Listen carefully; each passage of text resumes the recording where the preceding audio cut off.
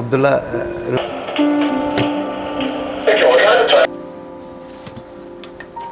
നമസ്കാരം. ഒരു കാലത്ത് ഗൾഫുകാരുടെ ഒരു അടയാളമായിരുന്നു ഈ കാണുന്നതൊക്കെ.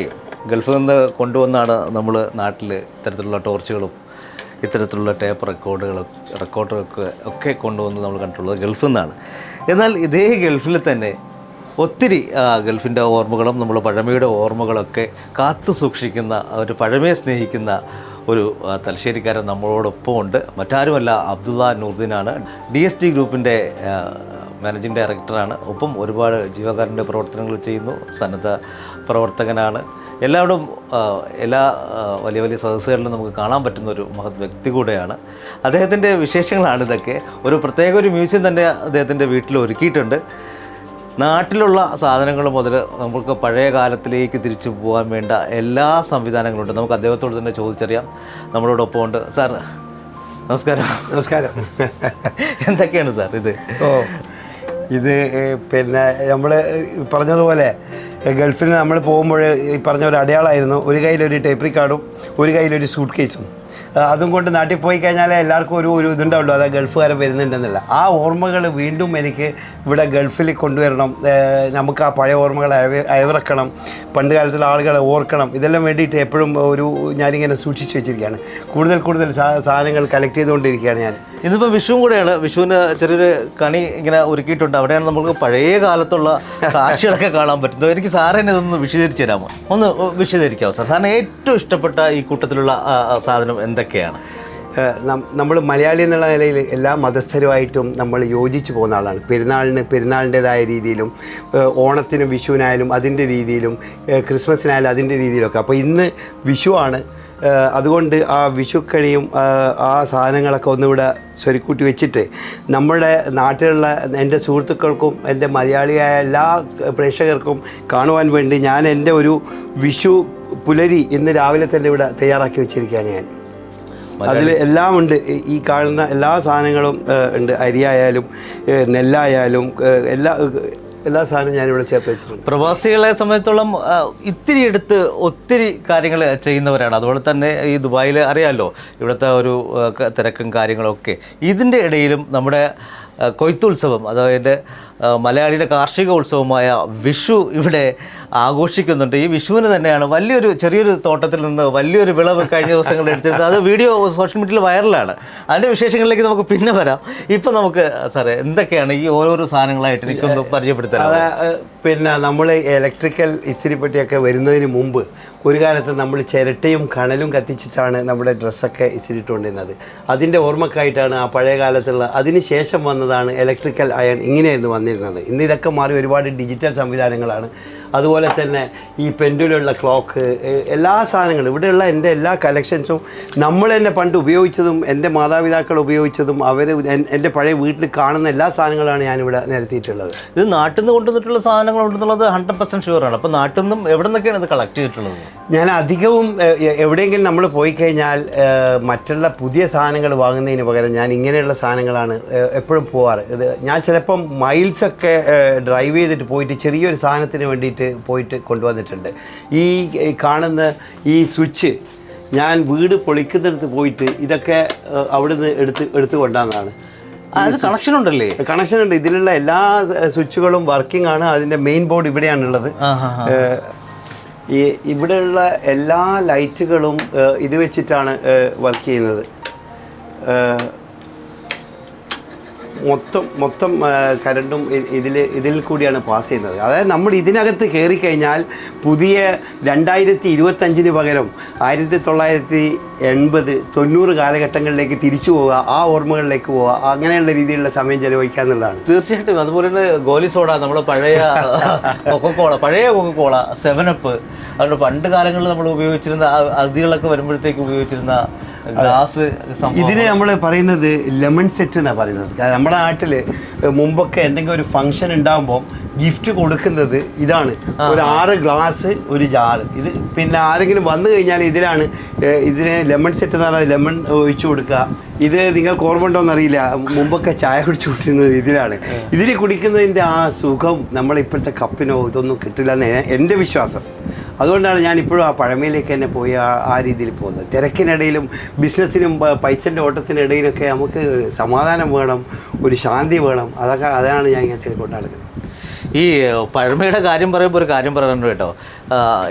എൻ്റെ അറിവിൽ ഒരു 3 കാറുകളുണ്ട്. അത് 1958, പിന്നെ ഒരു ഇംഗ്ലീഷ് സിനിമയിൽ അഭിനയിച്ച ഒരു കറുത്ത ഒരു വണ്ടി, പിന്നെ BMW ഫസ്റ്റ് ഒരു കുഞ്ഞ് 3 പേരുള്ള കാർ.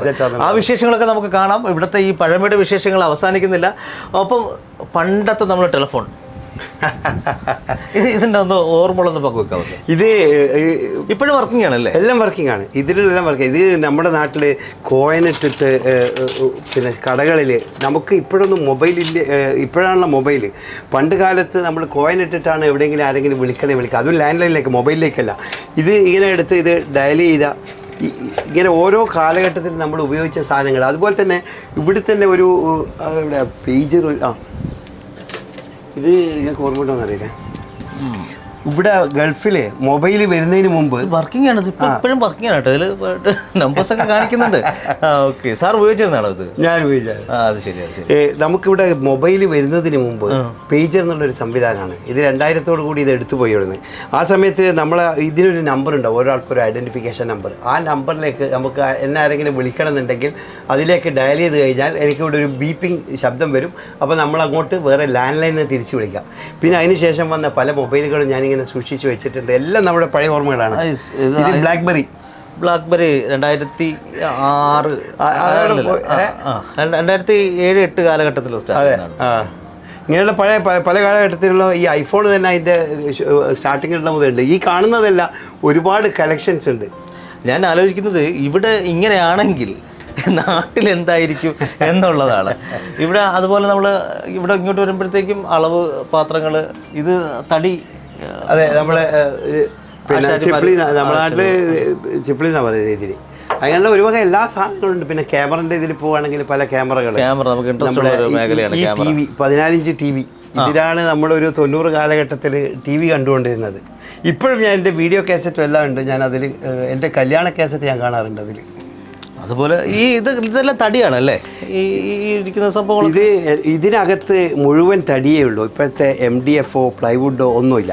പിന്നെ ആ പെട്ടി നാട്ടിൽ വെച്ചത്, അതിൻ്റെ കീഴിൽ വെച്ചതെന്ന് പറഞ്ഞു കഴിഞ്ഞാൽ നമ്മൾ പണ്ട് ഗൾഫിൽ നിന്ന് പോയി കഴിഞ്ഞാൽ സാധനങ്ങൾ കൊണ്ടുവരും. സാധനങ്ങൾ കൊണ്ടുവന്നതിന് ശേഷം അത് പെട്ടി കട്ടിൻ്റെ അടിയിലേക്ക് അങ്ങോട്ട് തള്ളി വെക്കാം.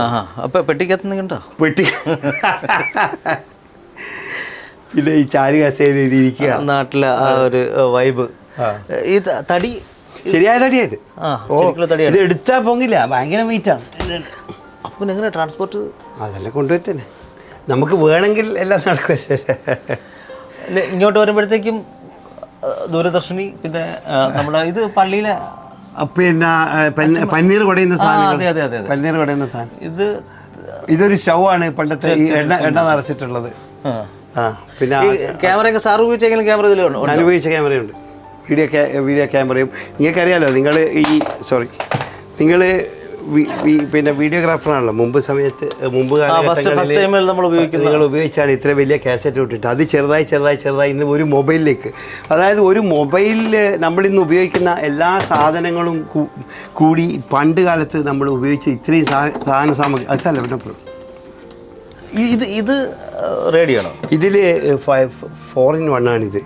ഇതിൽ ടൈപ്പ് റെക്കോർഡ് പ്ലെയർ ഉണ്ട്. ഇത് വർക്കും ചെയ്യും. ഒന്നുകൂടി എടുത്തോ. ഇത് എല്ലാം വർക്ക് ചെയ്യുന്നതാണ്. ഇത് ഇലക്ട്രിക്കലാണോ? ഇലക്ട്രിക്. അതായത് ഇതിൽ റെക്കോർഡ് പ്ലെയർ ഉണ്ട്.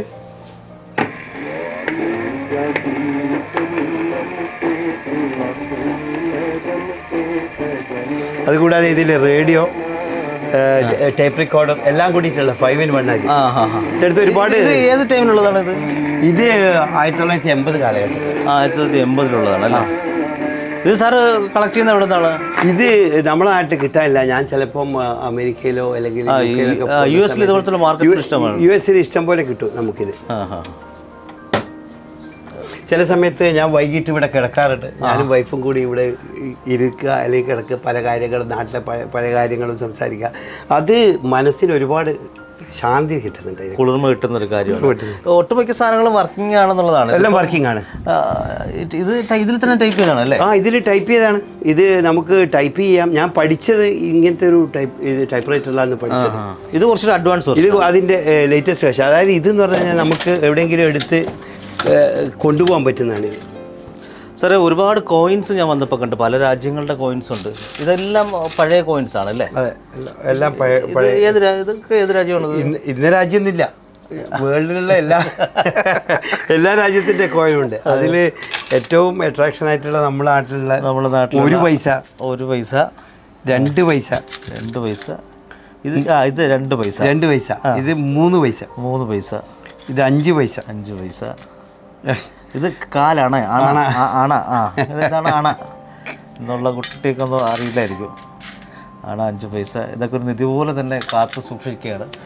അതോടൊപ്പം നമ്മൾ പണ്ട് കാലങ്ങളിൽ വിളിച്ചു വയ്ക്കുന്നത് നമ്മൾ റാന്തൽ എന്ന് പറയും. വീട്ടിലും അത് ബിസിനസ് സ്ഥാപനങ്ങൾക്കും അതോടൊപ്പം കാളവണ്ടി, കുതിരവണ്ടിയൊക്കെ ഉണ്ടായിരുന്ന ഇതാണ്. കല്യാണത്തിനൊക്കെ. പിന്നെ അതിൻ്റെ തൊട്ട് അടുത്ത വർഷനാണ് നമ്മളുള്ളത് പെട്രോമാക്സ്. മണ്ണെണ്ണയിൽ പ്രവർത്തിക്കുന്ന ഇന്നത്തെ ട്യൂബ് ലൈറ്റ് പോലെ വെളിച്ചമുള്ള ഇന്നത്തെ LED ഫ്ലാഷ് ലൈറ്റ് എന്ന് പറയുന്ന സാധനം. അതെ.